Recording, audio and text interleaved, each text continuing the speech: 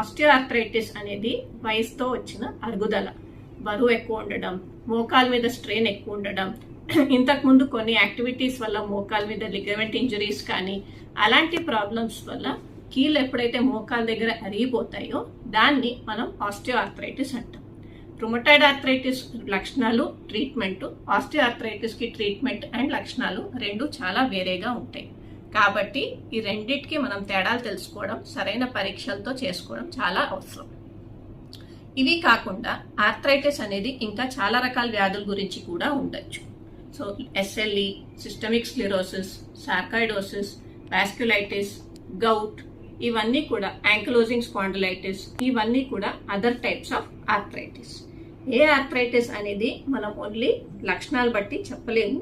మీ doctor గారిని మీరు కలిసినప్పుడు సిమ్టమ్స్ అన్ని, అంటే మీకున్న లక్షణాలన్నీ డీటెయిల్గా తెలుసుకొని మీకు ఎన్ని రోజుల నుంచి ఇబ్బంది